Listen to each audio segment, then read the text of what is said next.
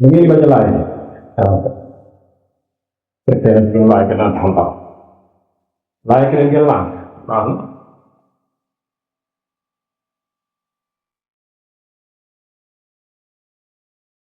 Lain kena komentar. Lain kena komentar dengan masih belum baik komentar. Bukan. Lain di gua.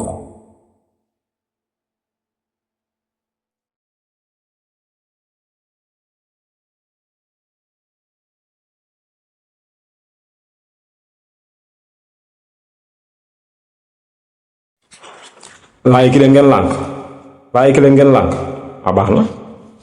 asalaamaaleykum wa rahmatullah mbokk yi maa ngi leen nuyu baax di leen siyaare fi di leen bëggee di leen safooti baax a baax a baax di leen ñaanalaat jàmm di ko sàkku ci yéen man nag di xew Sénégal mu ngi may bëgg a yépp mi ngi may bëgg a jaaxal mbirum ñaari borom ñaari tur yi ay góor jigéen saa su ne ñu xëy génnee ñeneen ñu bees mbir mi ngi ma bëgg a yéem man criminalisé la xuma nag mi ngi bëgg a jot na bu yàgg sax nag xanaa kay daa yéex rek waaye ba mu jotee yàgg na wala moom kenn dong lañ ci mën a joxuñ baaram moom moo mu dimbalañ ci te jàpp lañ ci baax a baax a baax mooy ci jiite réew mi loolu de yaakaar naa moom dong moo ci mën dara ndax yu ci ëpp moo ko mën a jël doonte premier ministre dégg nañ ci Mame Makhtar Gueye mu ne bi mu bindee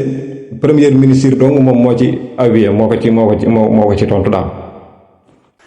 Sonko il est le seul à avoir réagi au courrier de Jamra Diomaye tontul Sonko bind nañu il y a à peine une dizaine de jours ñi ngi war a am réunion bureau exécutif waxtaan ci. Une dizaine de jours. Voilà donc ci weer wi lañu tontu. C'est que Sonko il est le seul à avoir réagi au courrier de Jamra Diomaye tontul Sonko bind nañu. borom xam-xam yëpp dëppoo nañ ne yàlla mosul yónni yónent bu ñaaw yónent du ñaaw. déedéet waaw. nee naa la yàlla mosul yónni ñett te doo yónni mukk yàlla mosul yónni ku bari wu ni bokk du yónni mukk ku ragal du yónni mukk ku ñaaw déedéet. bisoo tool yi dañuy tànni officier yëpp homme de base yi njool mu ndaw mu dem ca kaw ñu def ko ca kanam noonu la yàlla tànni yonent nee na ñi ci des tontuñu léegi nag ñi ci des lan moo tax tontuñu wala président Ousmane Sonko moom rek moo nekk ci ñu war a tontu ci côté boobu ndax bu leen fàtte ne président Ousmane Sonko waxoon na ci mbirum góor jigéen ne moom bés bu jiitee réew mi dina ko criminaliser kon nag la mu waxoon bu ko kenn weddil ndaxte tey jiite wut réew mi donte moo jiite gouvernement bi mais taxul mu jiite réew mi kon kooku dañ ciy duut baaraam ki nga xam ne si ne moo jiite réew mi mu def ci kemt lay kàttanam ndax mbirum góor jigéen mi kat mi ngi bëgg a yéeme ci Sénégal de mi ngi bëgg a yàq derub Sénégal encore ndax Sénégal moom xamewuñ ko lu dul diine ak lislaam yoonu siraatal mustaqim nan xame Sénégal kon nañ ci jël seeni matukaay waaw ndax buñ ko bàyyee nii muy bàyyil di dem rek dana ëppi loxo de surtout nag li ci feeñ muy affaire de sida xam ngeen ne dafa yéeme ndaxte ñi koy def daanaka ñi ci bari am na ay jabar te ku am jabar booy séqi sa moroomu góor ba pare dem séqi sa jabar bu fekkee ne da nga am wàllu jàngoro bi xam nga ne danga ko koy wàll te boo ko wàllee mën na ko wàllu njabootam wàll ak sa njaboot muy law di law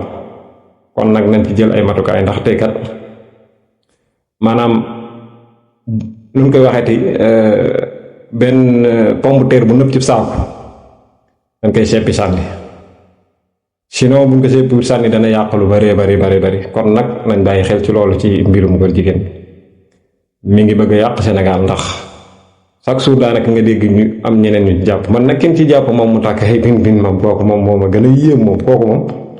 moo ma gën a yéem waaye kii mooy ñàkk fayda te ñàkk fulla xam naa dañuy ànd dem déglu. benn waay daal la ñu fekk mu takki bin. astafurlah. waaju góor la nag femme bu góor la astafurlah. waaju jigéen dafa am. non parce que femme yi góor yi. yow looy wax ni bëri na ci réew mi les images sont là mi ngi noonu ñu koy arrêté benn waay la boo xam ni moom dafa takkoon ay bin waa koñ ba ne ko di nga tekki bin yi mbaanu duma la ci lañ woowee ki nga xam ne rek moo di gendarmerie mu daal di ñëw arrêté ki nga xam ni rek moo di borom bin yi te nekk góor soxna Ndak ñëwal ma ci information boobu.